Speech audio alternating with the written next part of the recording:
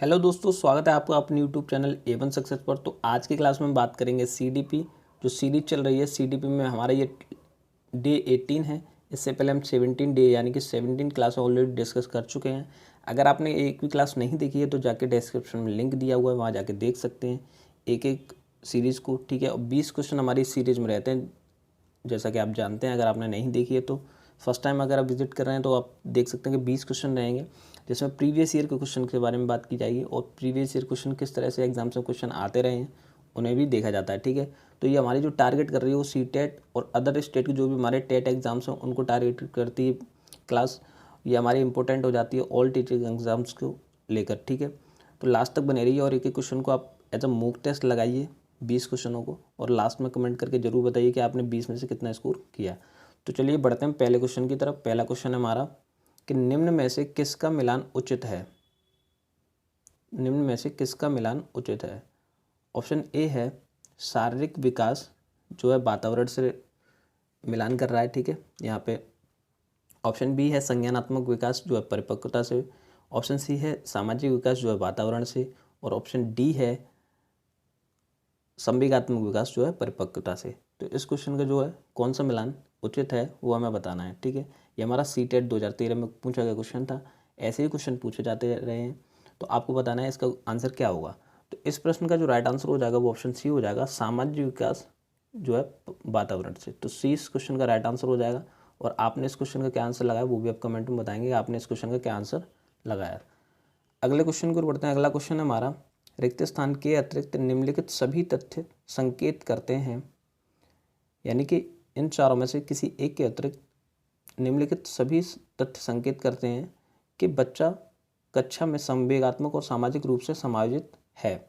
Option A है हम उम्र साथियों के साथ मधुर संबंधों का विकास। ऑप्शन बी है चुनौतीपूर्ण कार्यों पर ध्यान केंद्रित करना और उन्हें दृढ़तापूर्वक करते रहना।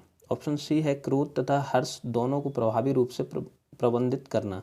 और ऑप्शन डी है हम उम्र साथियों के साथ प्रतियोगिता पर दृढ़तापूर्वक ध्यान केंद्रित करना।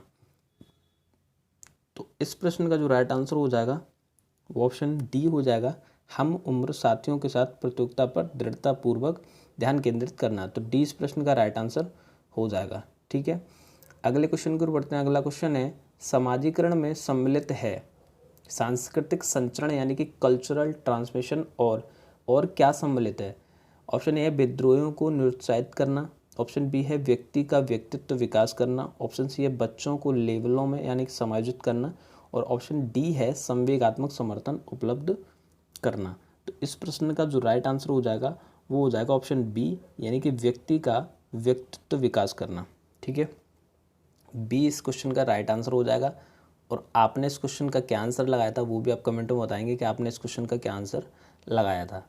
अगले क्वेश्चन को बढ़ते हैं। अगला क्वेश्चन है कर्नल सिंह कानूनी कार्रवाई तथा खर्चों के बावजूद आयकर इनकम टैक्स नहीं देते। वे सोचते हैं कि वे एक भ्रष्ट सरकार को समर्थन नहीं दे सकते जो अनावश्यक बांधों के निर्माण पर लाखों रुपए खर्च करती है।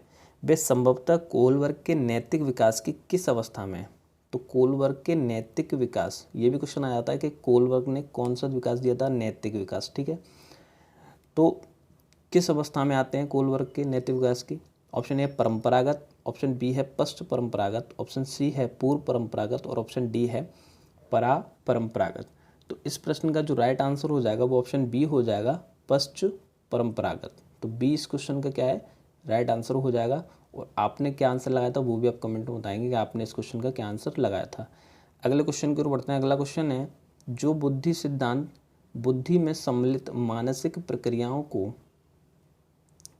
जो बुद्धि सिद्धांत बुद्धि में सम्मिलित मानसिक प्रक्रियाओं और बुद्धि द्वारा लिए जा सकने वाले विविध रूपों को शामिल करता है वह है, क्या है वह। स्पीयरमैन का जी कारक सिद्धांत। ऑप्शन बी है स्टर्नबर्ग का बुद्धिमत्ता का त्रितंत्र सिद्धांत। ऑप्शन सी है बुद्धि का सारवेट सिद्धांत। और ऑप्शन डी है थर्स्टन की प्राथमिक मानसिक योग्यताएं। तो इस प्रश्न का जो राइट आंसर हो जाएगा वो ऑप्शन बी हो जाएगा, स्टर्नबर्ग का बुद्धिमत्ता का सिद्धांत, त्रितंत्र सिद्धांत। ठीक है, तो बी इस क्वेश्चन का राइट आंसर हो जाएगा। और इन्हीं में से एक एक क्वेश्चन अपने आप में बन रहा है कि स्पीयरमैन का जी कारक सिद्धांत भी है, स्टर्नबर्ग का जो है त्रितंत्र सिद्धांत भी है, बुद्धि का जो है सार्वजनिक सिद्धांत भी है, और थर्स्टन की प्राथमिक मानसिक योग्यताएं, ये भी एक ऐसा सिद्धांत बन जाते हैं। ठीक है, तो इनसे डायरेक्ट भी क्वेश्चन पूछ लिया जाता है यूपी टेट और जो हमारे अदर स्टेट की जो भी टेट एग्जाम्स हैं उनमें ऐसे क्वेश्चन डायरेक्ट पूछ लिए जाते हैं। तो इस प्रश्न का जो राइट आंसर ऑप्शन बी हो जाएगा, और आपने इस क्वेश्चन का क्या आंसर लगाया था वो भी आप कमेंट में बताएंगे। ठीक, अगले प्रश्न की ओर बढ़ते हैं। अगला प्रश्न है हमारा, निम्न में से कौन सा लक्षण किसी मापक उपकरण के लिए सर्वाधिक वांछनीय है? तो किसी मापक उपकरण के लिए कौन सा लक्षण सर्वाधिक जो है वांछनीय माना जाएगा? ऑप्शन ए विश्वसनीयता, रिलायबिलिटी, ऑप्शन बी है वैधता, वैलिडिटी, ऑप्शन सी है वस्तुनिष्ठता यानी कि ऑब्जेक्टिविटी, और ऑप्शन डी है मानक यानी कि स्टैंडर्ड। तो इस प्रश्न का जो राइट आंसर हो जाएगा वो ऑप्शन ए हो जाएगा, ऑप्शन ए विश्वसनीयता। ए इस क्वेश्चन का राइट आंसर हो जाएगा। अगले क्वेश्चन की ओर बढ़ते हैं। अगला क्वेश्चन है, थर्स्टन तथा लिकर्ट निम्न में से किसके मापन से संबंधित है? थर्स्टन और लिकर्ट किसके मापन से संबंधित है? ऑप्शन ए है बुद्धि के मापन से, ऑप्शन बी है अभिवृत्ति के मापन से, ऑप्शन सी है मूल्य के मापन से। ठीक है, मूल्य के मापन से, ऑप्शन डी है व्यक्तित्व के मापन से। तो किससे संबंधित है? तो इस क्वेश्चन का जो राइट आंसर है ऑप्शन बी हो जाएगा, अभिवृत्ति के मापन से संबंधित है। आपने इस क्वेश्चन का क्या आंसर लगाया था वो भी आप कमेंट में बताएंगे, आपने इस क्वेश्चन का क्या आंसर लगाया था। अगले क्वेश्चन की ओर बढ़ते हैं। अगला क्वेश्चन है, उत्सुकता परीक्षण निम्न में से किसका घटक है? उत्सुकता परीक्षण होता है वो किसका घटक है? ऑप्शन ए सृजनात्मकता का घटक है, ऑप्शन बी है अभिप्रेरणा का, ऑप्शन सी है रुचि का, और ऑप्शन डी है बुद्धि का। तो इस प्रश्न का जो राइट आंसर हो जाएगा वो हो जाएगा ऑप्शन ए सृजनात्मकता। ठीक है, तो ए इस क्वेश्चन का राइट आंसर हो जाएगा, और ये आपका यूपी टेट 2013 में पूछा गया क्वेश्चन है। ठीक है, प्रीवियस ईयर के क्वेश्चन ही हैं इस सीरीज में। ठीक है, तो आपके काफ़ी हेल्पफुल होने वाली ये क्लास है, और आप लास्ट तक एक एक क्वेश्चन देखिए। तो ए इस क्वेश्चन का राइट आंसर हो जाएगा, और आपने इस क्वेश्चन का क्या आंसर लगाया था वो भी आप कमेंट में बताएंगे कि इस क्वेश्चन का आपने क्या आंसर लगाया था। अगले क्वेश्चन की ओर बढ़ते हैं। अगला क्वेश्चन है, निम्न में से कौन सृजनात्मकता से संबंधित नहीं है? तो नहीं पे भी हमें ध्यान नहीं देना है कि नहीं वाले क्वेश्चन अक्सर गलत होते हैं। ठीक है, गलत हो जाते हैं एग्जाम्स में। तो ऑप्शन ए है मौलिकता, संबंधित नहीं है सृजनात्मकता से, या प्रवाह, या मितव्ययिता, या उपयोगिता। तो कौन सा संबंधित नहीं है सृजनात्मकता से? तो इसका जो आंसर हो जाएगा ऑप्शन सी हो जाएगा, ऑप्शन सी इस क्वेश्चन का राइट आंसर हो जाएगा, मितव्ययिता। सी इस क्वेश्चन का राइट आंसर हो जाएगा। ये आपका क्वेश्चन जो है यूपी टेट 2013 में पूछा गया था। अगले क्वेश्चन की ओर बढ़ते हैं। अगला क्वेश्चन है, बुद्धिलब्धि के संबंध में क्या सत्य है? ऑप्शन ए है बौद्धिक आयु से व्युत्क्रमी संबंधित, ऑप्शन बी है कालानुक्रमिक आयु से प्रत्यक्षतः संबंधित, ऑप्शन सी है कालानुक्रमिक आयु से व्युत्क्रमिक संबंधित, और ऑप्शन डी है बौद्धिक तथा कालानुक्रमिक आयु दोनों में प्रत्यक्षतः संबंधित। ठीक है, तो इस प्रश्न का जो राइट आंसर हो जाएगा वो ऑप्शन सी हो जाएगा, कालानुक्रमिक आयु से व्युत्क्रमी संबंधित बुद्धिलब्धि। ठीक, क्योंकि बुद्धिलब्धि का ऑप्शन सी इसका राइट आंसर हो जाएगा, क्योंकि बुद्धिलब्धि का जो फॉर्मूला होता है बुद्धिलब्धि का,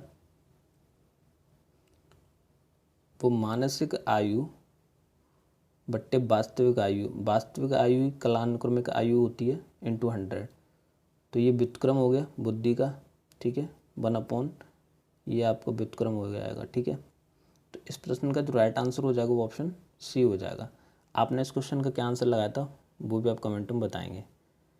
अगले क्वेश्चन की ओर बढ़ते हैं। अगला क्वेश्चन है, 16 PF का प्रयोग किसके मापन हेतु किया जाता है? ये क्वेश्चन बार बार पूछा जाता रहा है। 16 PF का प्रयोग किसके मापन के लिए किया जाता है? ऑप्शन ए सृजनात्मकता, ऑप्शन बी है अभिरुचि, ऑप्शन सी है व्यक्तित्व, और ऑप्शन डी है दबाव। तो इस प्रश्न का जो राइट आंसर हो जाएगा वो ऑप्शन सी हो जाएगा, व्यक्तित्व के मापन के लिए इसका प्रयोग किया जाता है। तो सी इस क्वेश्चन का राइट आंसर हो जाएगा, और आपने इस क्वेश्चन का क्या आंसर लगाया था वो भी आप कमेंट में बताएंगे। अगले क्वेश्चन की ओर बढ़ते हैं। अगला क्वेश्चन है, बुद्धि का तरल मोज़ेक मॉडल किसने दिया था? तो बुद्धि का जो तरल मोज़ेक मॉडल दिया था वो किसने दिया था? ऑप्शन ए कैटल ने, ऑप्शन बी है गिलफोर्ड ने, ऑप्शन सी है थर्स्टन ने, और ऑप्शन डी है स्पीयरमैन ने। ठीक है, तो इस प्रश्न का आंसर हो जाएगा ऑप्शन ए, कैटल ने बुद्धि का तरल मोज़ेक मॉडल जो है सिद्धांत दिया था। तो ए इस प्रश्न का राइट आंसर हो जाएगा। और आपने इस क्वेश्चन का क्या आंसर लगाया वो भी आप कमेंट में बताएंगे। ये आपका यूपी टेट 2013 में पूछा गया क्वेश्चन है। अगले क्वेश्चन की ओर बढ़ते हैं। अगला क्वेश्चन है, बच्चे के संज्ञानात्मक विकास हेतु उत्तम स्थान है। ऑप्शन ए है खेल का मैदान, ऑप्शन बी है सभागार, ऑप्शन सी है घर और ऑप्शन डी है विद्यालय एवं कक्षा का वातावरण। तो संज्ञानात्मक विकास के उत्तम स्थान, उसके लिए संज्ञानात्मक विकास हेतु उत्तम स्थान कौन सा माना जाएगा? विद्यालय एवं कक्षा का वातावरण। ठीक है, तो डी इस प्रश्न का राइट आंसर हो जाएगा। और आपने इस क्वेश्चन का क्या आंसर लगाया था वो भी आप कमेंट में बताएंगे। अगले प्रश्न की ओर बढ़ते हैं। अगला प्रश्न है, निम्नलिखित में से कौन सा कारक स्मृति यानी कि मेमोरी से संबंधित नहीं है? ठीक है, नहीं पे ध्यान देना है। नहीं वाले क्वेश्चन गलत होते हैं एग्जाम्स टाइम पे, नहीं वाले क्वेश्चन ज़्यादातर गलत हो जाते हैं। तो नहीं पे ध्यान देना है क्योंकि नहीं पे ध्यान जाता ही नहीं है। ऑप्शन ए है पहचान, आइडेंटिफिकेशन, ऑप्शन बी है धारण यानी कि फीलिंग, ऑप्शन सी है पुनर्स्मरण और ऑप्शन डी है अनुभूति। तो इस प्रश्न का जो राइट आंसर है वो ऑप्शन डी हो जाएगा, अनुभूति। ठीक है, तो डी इस क्वेश्चन का राइट आंसर हो जाएगा।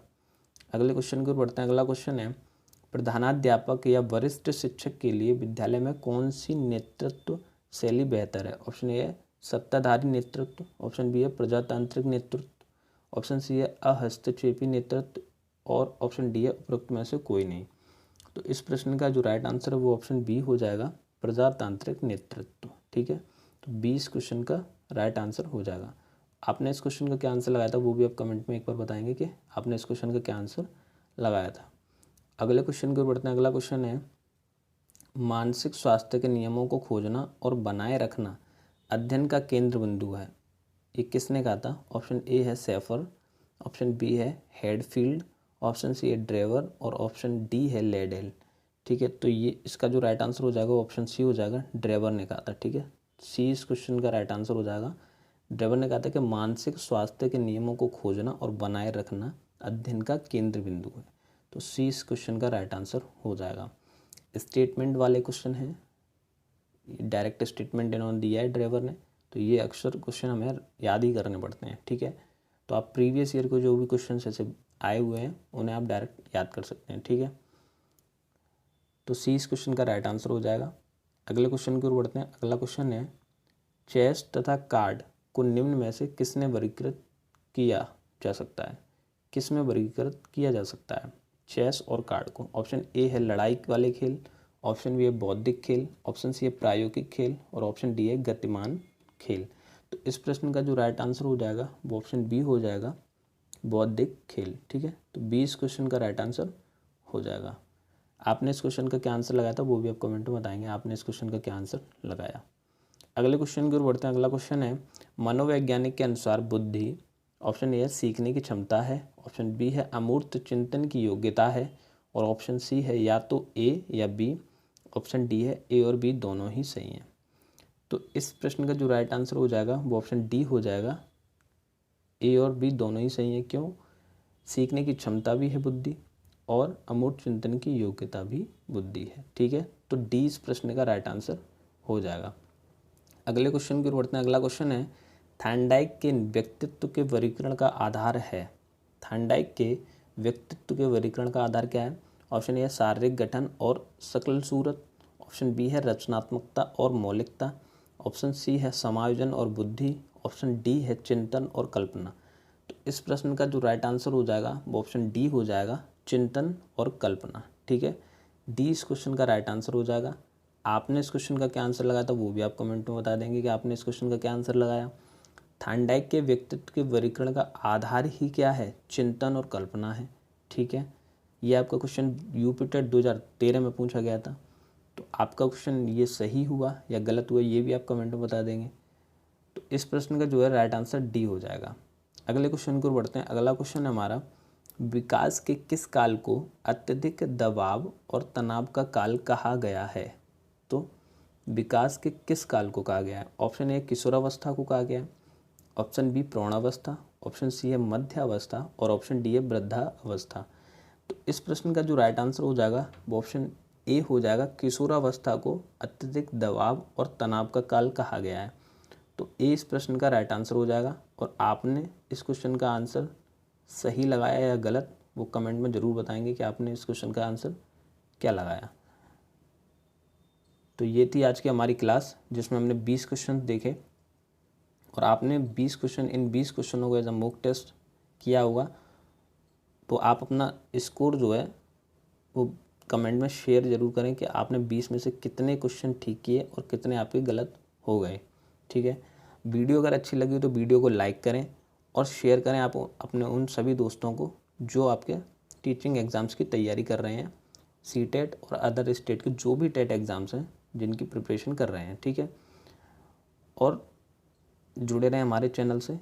मिलते हैं हम नेक्स्ट वीडियो में, नेक्स्ट लेक्चर में कुछ और नए प्रीवियस ईयर क्वेश्चंस के साथ। तब तक के लिए धन्यवाद।